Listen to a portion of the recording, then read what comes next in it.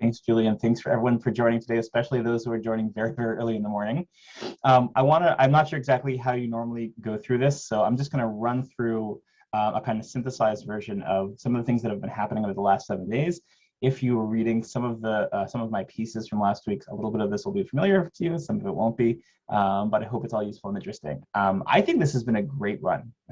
There's I personally find that there's like a real variability in terms of like how much the daf can hold my attention, and these 7 pages have been really excellent. And what we start out with, this is the material from last week, is several kind of overlapping discussions about what it means to hear the shofar properly. And it turns out that hearing the shofar properly depends on a lot of things going right. So let me kind of like break down the different discussions that happen in that space. The first question that shows up is, what kind of shofar do you need to have, right? You can have a horn that makes sounds coming out of lots of different animals. You can have it out of rams, you can have it out of cows, a whole bunch of different animals. And the Mishnah already is interested in knowing, in telling you that a cow's horn is not appropriate for this. This leads to a lot of conversations about exactly why it's inappropriate to have a cow's horn being used. And the answers really vary quite a bit.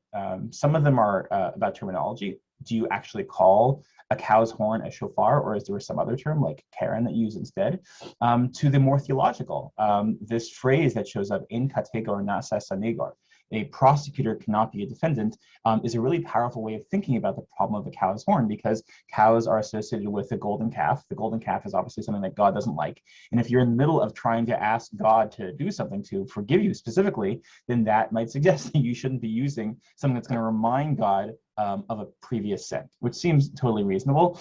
I should say also, I remember hearing the phrase in kategor nasa sanegor, from when I was in middle school probably, and it was only much later that I realized that these are both great Greek words, right? So you have agorein, which means to speak to an assembly. Agora is an assembly, and then kata and son are prefixes that show up a lot in English too. So kata meaning against, sun meaning with. Right, so a kategor is someone who is against you, speaking against you. A sonegor is someone who's speaking with you. So you have both of those ideas here. And then you have a third idea, which is that maybe a cow's horn just looks wrong. Abaya says that it just looks like multiple horns, not a single horn, so it's inappropriate. And I think that matters a lot, especially for public rituals. Jewish law cares a lot about how things look. There's a whole discussion elsewhere in the Mishnah about the way that Kohanim, priests who work in the temple, are supposed to look. There's a lot of requirements about them looking in a certain way, which obviously, if we're approaching this from a perspective of disability studies, brings up a whole set of issues, but it even gets to the point of saying, a left-handed Kohen can't do the service properly because you have an expectation of a certain look in public spaces. So this is one kind of train of thought that the Gemara pursues. What does it mean to have, what kind of shofar is appropriate? But then beyond what type of shofar, there's also a question of, well, do you want a straight shofar or a bent shofar?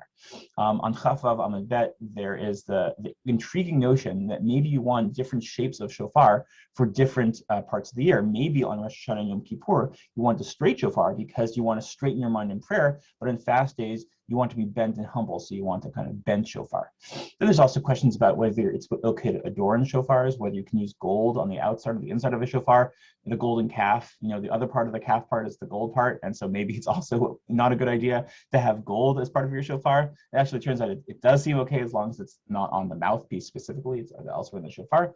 And then also whether it's okay to use a shofar that has been cracked and then glued back together, whether that's appropriate, or a shofar that has been designated for use as part of a sacrifice, whether that's appropriate as well. So this is all connected to the shofar as an object.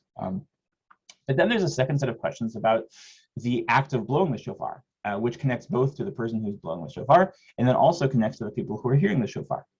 So on Chaf Zayin Amud Bet 27b, there is the at least initially promising idea that all shofar sounds are fine. Kol hakolot ksherim. Doesn't matter how you make the shofar sound. It's all fine, doesn't need to have a certain pitch. But that seems to be immediately qualified in a number of ways. There's a suggestion a little bit later on saying that if you make a shofar that sounds like a barking dog, that maybe that is not okay. So there are unusual sounds of a shofar which would exclude you from this group. But then beyond that, there are a couple of really big questions about the way that you can hear shofar. One is about the distinction between the actual sound of a shofar and the echo of the shofar. which turns out to, which shows up, especially if you are hearing a shofar from, say, a pit or a cistern, or you're hearing it from inside of a jug. And this is something which I have to say, and if you read what I wrote about this, it's still a little bit confusing to me. What exactly is the distinction in the rabbi's mind between an echo and a real sound, given that when you hear any sound, you are always hearing some combination of the sound waves coming directly to your ears from the thing that made the sound, and as well as sounds that are echoing in the room around you. That gets to your ears the other way. I do a lot of podcasting. That shows up a lot of my work. We talk about reverb and about trying to make sure that people record themselves in closets with clothes, if possible, because spaces like that deaden a lot of the sounds around you, and they're actually the best spaces. So maybe you have to hear a shofar inside of a closet, so you're only hearing literally the sound of the shofar coming directly to your ears and not anything else around it, which obviously is not the case. So there's something else going on here. So I personally would love to know exactly what the rabbis have in mind in terms of how they're imagining the distinction between between the real sound of the shofar and the echo of the shofar. This obviously has really important implications today, because this is a source text that has showed up a lot in the last couple of years in thinking about the distinction between services online versus services in person, right? This notion of like the actual sound versus the echo of the sound. There have been many attempts to use that to think about the distinction between having services in person and having services on Zoom, and obviously it's been used in all kinds of ways. And these texts are so, they're so underdetermined that you can use them kind of in any way you want. But this is, I think, if you're like digging around for source texts that apply to Zoom technology and to Zoom services, this is one of the ones that I think shows up quite a bit. So this is one concern that the rabbis have around echoes versus real sounds. But then there's a bigger question around intent. And intent matters quite a bit to the rabbis, and intent shows up in a few different forms.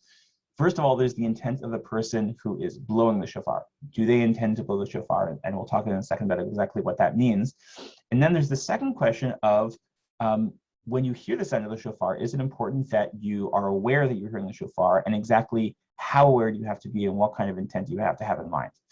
This kind of starts out from a couple of places that seem to be opposed to each other.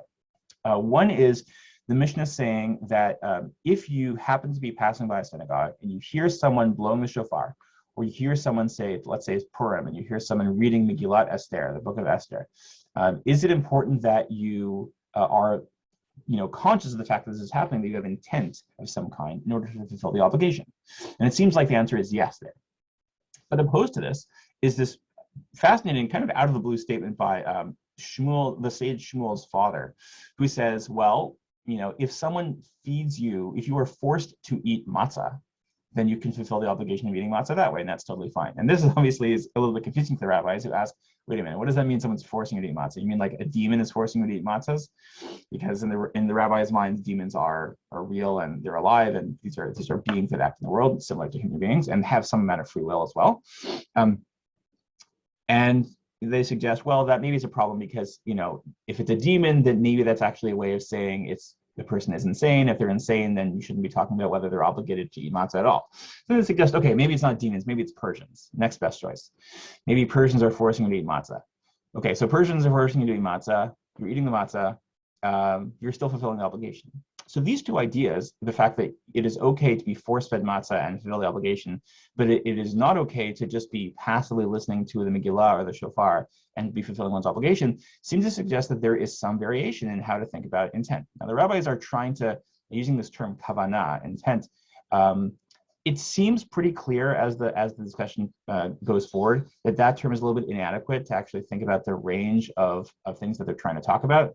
On the one hand, intent can mean something that's quite personal and intense, a kind of not just awareness of literally what is happening around you, but also a kind of intent of, I understand that there is a mitzvah to hear the shofar, and that mitzvah matters to me in this particular way, and maybe I have some Kabbalistic associations with shofar as well. You could have all that. That's like a pretty elaborate notion of what intent requires. And then there's the kind of more base notion of what intent is, which is just, do you literally know this is a shofar or not? Do you think you're hearing a shofar, or do you think you're hearing something else? And trying to figure out the balance between those two kinds of intent turns out to be kind of tricky, right? There's other source texts which seem to be weighing in on one side of this debate or another. There's a Mishnah in Brachot which says that a person who is, just happens to be reading Shema at the time that you're supposed to be reading Shema, but they're not trying to pray, they're just trying to read Shema. If they have in mind that they also want to be praying, that this is supposed to count for prayer, then great. And if not, it doesn't. So the rabbis say to that, oh, okay, this seems to be a proof that like shofar, like Megillah, your intent matters. But then they say, well, maybe it's not that. Maybe it's just that the person who is just reading Shema and the person who's praying Shema actually says it differently. Because if you're reading Shema, especially if you're reading it because, like, let's say you have a manuscript of Shema, you're trying to see if there's any mistakes in the way it's written, you're like proofreading it. Often when you're proofreading something, you're not actually saying the words fully. You're like kind of mumbling them along to yourself. You're kind of half saying them. You're not trying to fully articulate them.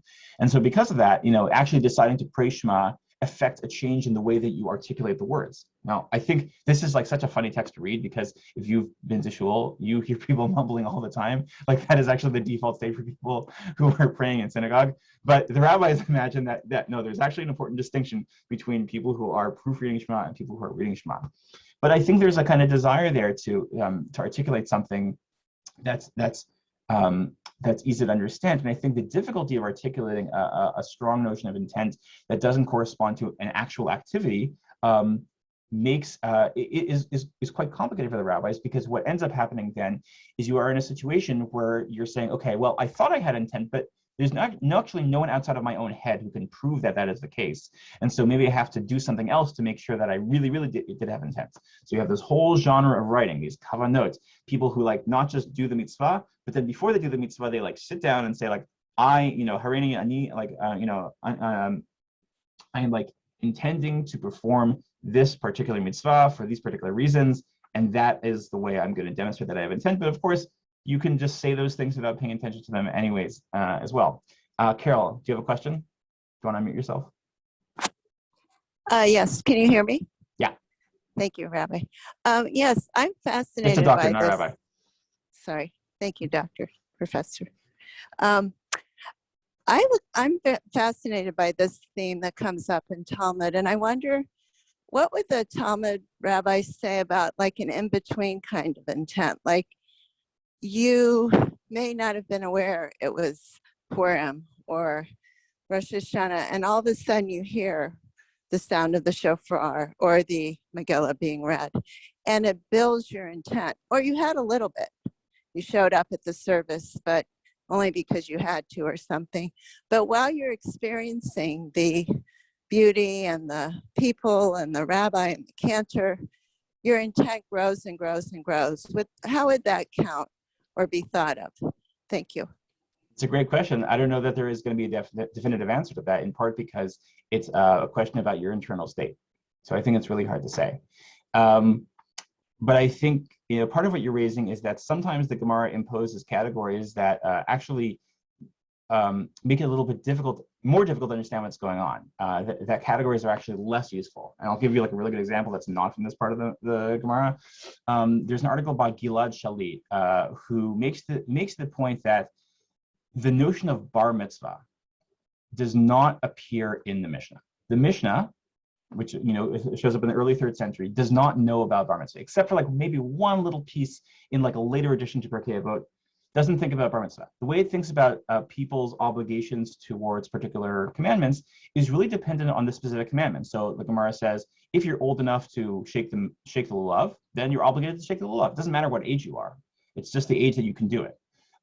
Similar things for fasting, but it's all age dependent. And later on, there is a kind of development of this notion of like, no, we're actually going to settle on a specific age at which all the obligations kind of like all switch on at once. But that shows up a little bit later. The Mishnah doesn't seem to have something like that.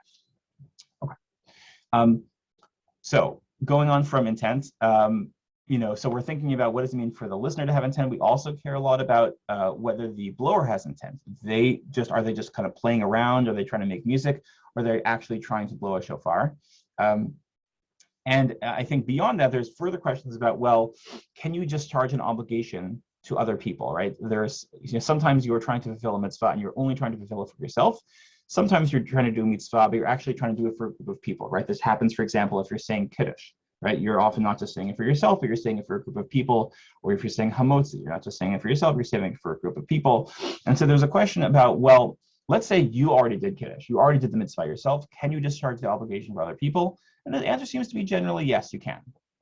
And then finally, the kind of the tail end of this discussion is whether there are certain people who are categorically not allowed to fulfill the obligations of others. So minors, people who have a mental deficiency, people who are deaf or mute, the Mishnah understands cannot fulfill the obligations of others. And then there's a further conversation even beyond that about whether a person who is half slave and half free, meaning they had two owners and one of those owners freed them, the other one did not, whether that person can fulfill the obligations of others. Seems like not. There's even a question of whether a person like that can fulfill their own obligations because of the slave, because they are partially an enslaved person. This is one of those conversations which I think, like, you can kind of do two things with. On the one hand, you can take really seriously the question of whether the rabbis, speaking pretty bluntly about slavery without thinking about its larger implications. I think, very often this particular case is like a favorite of people who just love Gemara for Gemara's sake, because like the category of a person who is half slave and half free is just like a fun thing to play around with. So I think, like, depending on, what mood you're in and what kind of conversation you're trying to have, you can kind of take this in two very different directions. That brings us to the end of the parak. We're now getting to the second parak, and not the second parak, the next parak. And here we enter a kind of whole separate different set of discussions around the way that the shofar and other rituals were performed in the temple, the way that they're performed outside of the temple, and the ways that there were attempts to adapt rituals from the temple period to outside the temple period. So this starts with shofar, but it doesn't end with shofar. It starts with shofar because in the temple, apparently, the shofar was blown on Shabbat, but that was not done elsewhere.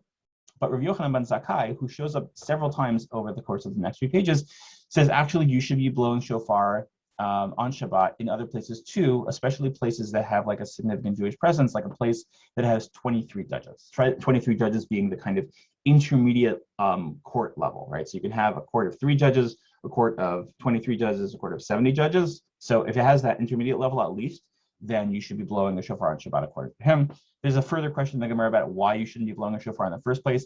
This is one of those things where it kind of ends up being kind of convoluted. Rabbi suggests actually the only reason you're not allowed to blow a shofar on Shabbat is because, well, maybe you don't actually know how to blow a shofar, so you need to take the shofar to an expert to learn how to blow the shofar, and in the process of taking the shofar to the expert, you violate the laws of carrying on Shabbat. But it seems like the rabbis don't want you to be blowing shofar on Shabbat. Generally, they see it as a violation. But Rav Yochanan ben Zakkai seems really, really intent on making sure that this rule that applied during the temple does not die out.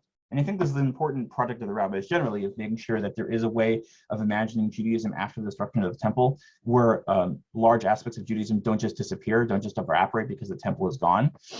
So Rabbi Yochanan ben Zakkai like pretty forcefully does this. So, there's a great story. This is, I think, my favorite story of the last week, where Rabbi Yochanan ben Zakkai is in a dispute with another group of people in Yavna, which is a city which kind of ends up being like the place after Jerusalem, in which rabbis locate themselves, which they establish their presence, about whether they're supposed to blow a shofar on Shabbat. And so they debate it. Should we do it? Should we not do it? Rabbi Yochanan ben Zakkai says, okay, you know what? Like, first let's do it. Let's just do it, and then let's talk about it afterwards. So they blow the shofar, and then they say, okay, let's talk about it. And he says, well, but now there's a status quo. Now we've established that this is what we do, so we're just going to keep doing it. Which, as a political move, I have to respect as being really, really a sharp thing to do, by just using, the force of his personality to establish that. I'm not sure what the lesson is to learn about that, but I love the story itself. But this, it turns out this rule about shofar, it doesn't just apply to shofar. There's other things that happen only in the temple, which the rabbis are trying to extend outside of the temple. So, for example, lulav, right? So the Mishnah says that the lulav was originally only supposed to be, you're only supposed to shake the lulav for 7 days in the temple. Outside, during the temple period, if you're not in the temple, you only shake it for the first day, not for the other days. But after the temple is destroyed, Rabbi Yochanan ben Zakkai extends that for the temple as well.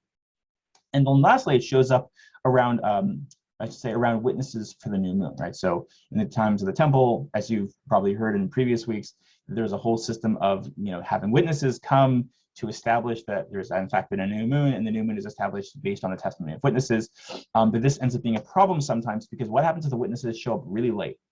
If they show up really late, then it may be that the Levites who are in the temple end up singing the wrong song, because you only decide very, very late what day it actually is, whether it's a Rosh Chodesh or whether it's just a regular day. And so they kind of set a deadline, right? There's a deadline. You have to show up by Mincha. The witnesses show up after Mincha. They're no longer accepted, to kind of avoid that problem.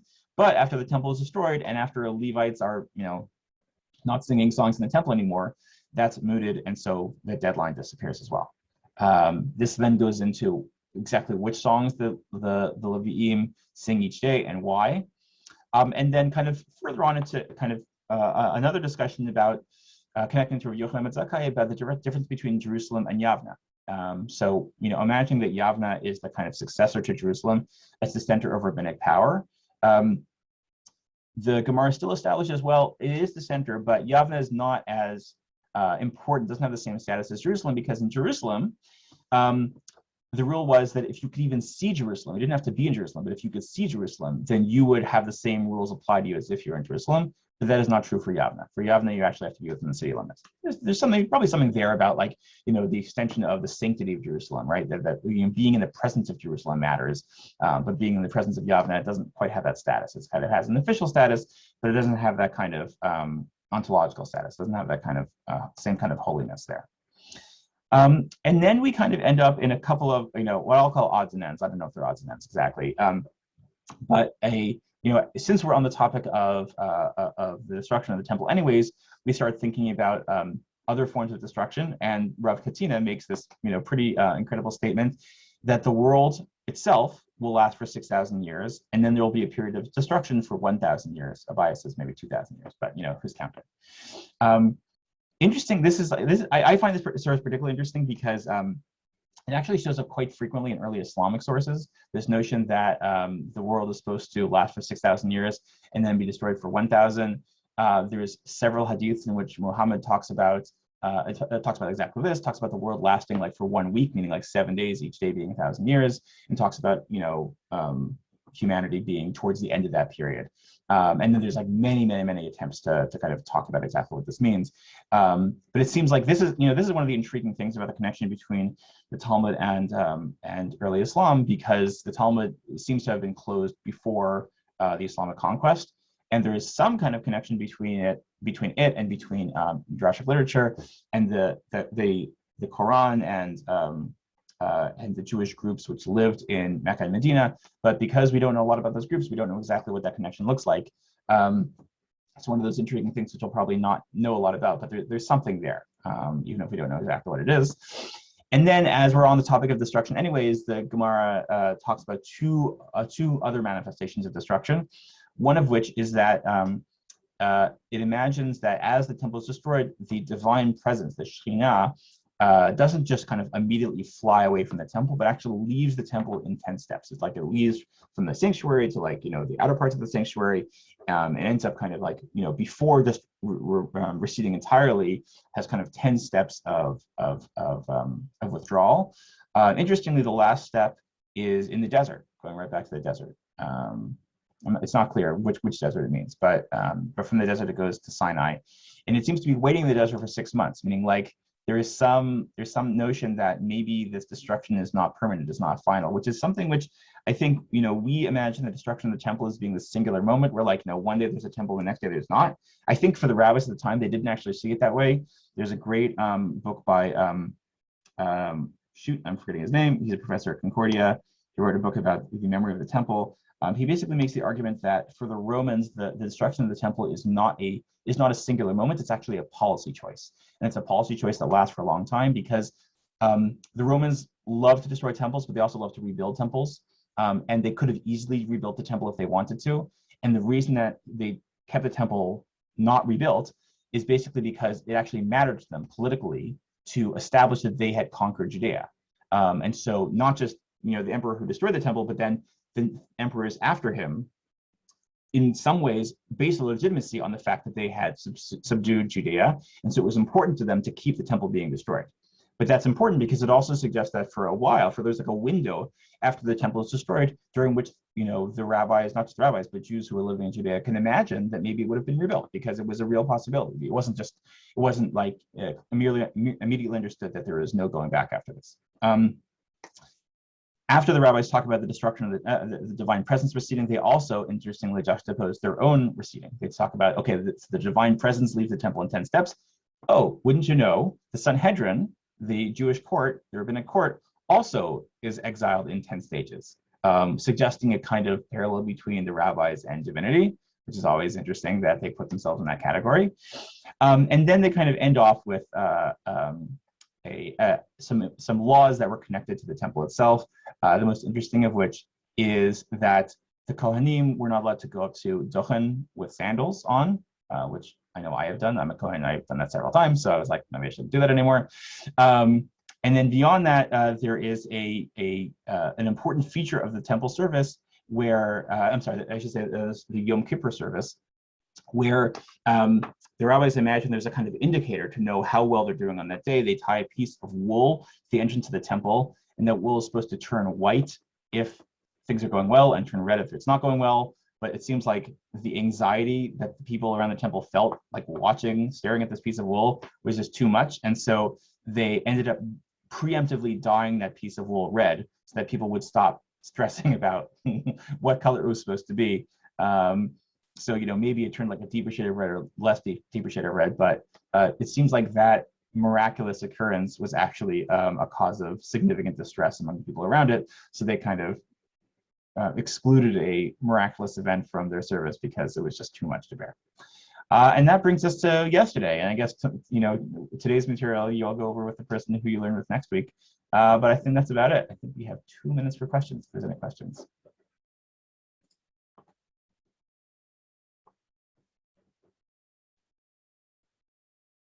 Carol. I was wondering about the idea of performing certain rituals to remember the temple, like the one you started with, blowing shofar on Shabbat.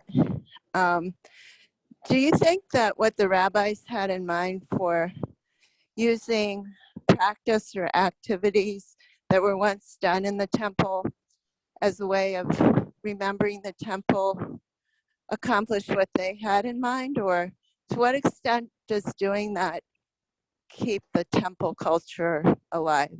I think that's my question. Thank you. It's a good question. I think the answer is that the process of memorializing the temple, it both establishes that you don't lose it, but establishing new rituals actually transfers power away from the temple itself, and it allows you to imagine a kind of post-temple existence. So having rituals like that, which allow you to both, I think the same is true for mourning. Like having rituals around mourning actually allow you to kind of move on. It kind of gives you